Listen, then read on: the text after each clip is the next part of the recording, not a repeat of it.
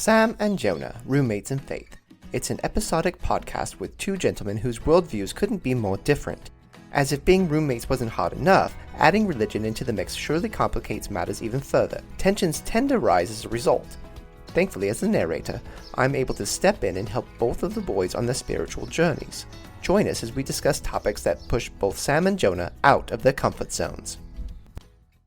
Last time on Sam and Jonah, we talked about the relationship between science and faith. Sam struggled with understanding that two disciplines aren't mutually exclusive, and Jonah was surprisingly helpful. Except with the bathroom chores.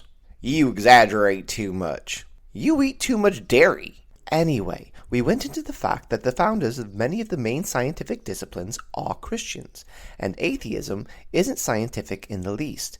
But on that note, neither is fundamentalism. Both extremes put God into a box, and God doesn't fit in a box. A modern example of this would be the story of Noah's Ark. Researchers in 1948 found a spot in Turkey they suspected to be the Ark named Drupana. That was debunked in the 1990s as misidentified. It's a geological structure that looks like a boat but isn't. Plus, our understanding of science says the world couldn't have been flooded. There isn't enough water both in the air and on the earth to facilitate a global flood. Let's unpack all that. First, new studies are showing soil samples that are consistent with organic matter in the formation, particularly in the pH and potassium. New penetration radar scans also suggest there are rectangular compartments below the surface. This demonstrates precisely what we discussed last time. Science is always discovering new things, and the key characteristic of science is understanding that one could be wrong about their findings. You tell them, Mr. Narrator, they need to Lego their egos. It's egos, Jonah, egos. Not frozen breakfast waffles. And you're thinking three-dimensional, Sam. Remember, you're looking with your eyes, but God doesn't always work that way. Just because we can't see how it was possible for the earth to be flooded doesn't mean that it wasn't. It just means that mankind is skeptical of it. Saying it's not possible once again puts God in a box. And as you pointed out, that's based on our own understanding, which we're told not to lean on in Proverbs. Now you're saying God wrote the Bible? Because that verse means we're supposed to trust in God and His wisdom. Yes, contextually it speaks directly to the wisdom of God and points to walking by His ways. But it's also true that our understanding is based in the physical world and not the spiritual world. To think we fully understand what God is capable of is arrogance, which lacks wisdom. Okay, so you're saying dogma is more important than the science? You're taking that story too literally.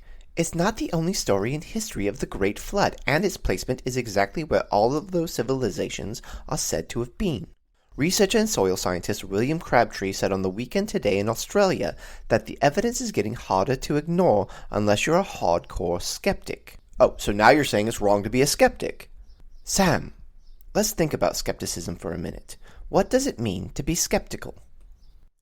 It means you don't trust anything you can't verify on your own or without science.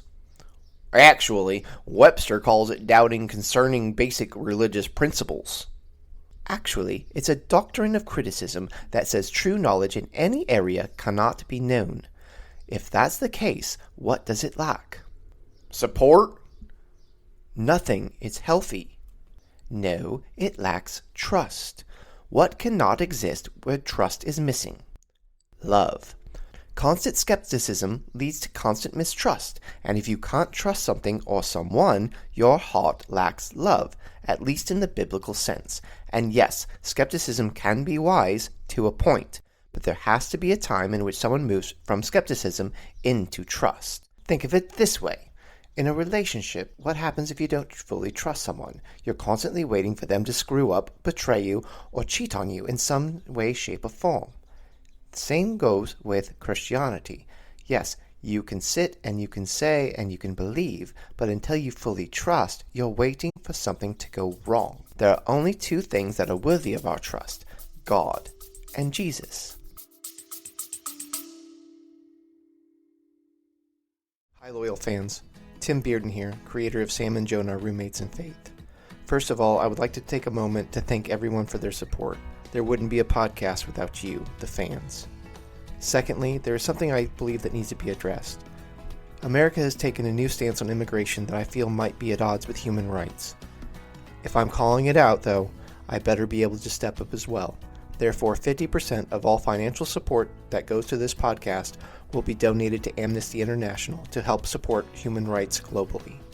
Please help me support this basic human dignity that is overlooked all too often. Thank you all for listening, and I truly appreciate all of your support. Years before The Boys and Homelander were a national phenomenon, Chicago had Neutrino, in a 4-part short story series called Bred to Rule. This series focuses on new Chicago detective Wallace Maxwell and explores the psychological effects of becoming a superhero overnight. He and his partner, James Williams, investigate a government conspiracy to eliminate creators of digital currency.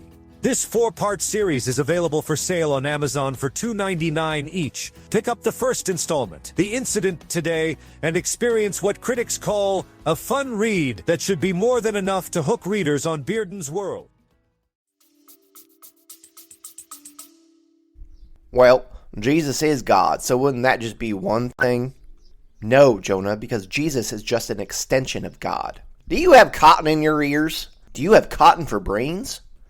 Even if I did, it's clear you haven't read the Bible or have been listening to us. John 1 clearly states Jesus has been with God since the beginning. Jesus refers to himself the same way God referred to himself in the Old Testament, and those around him knew what he was implying.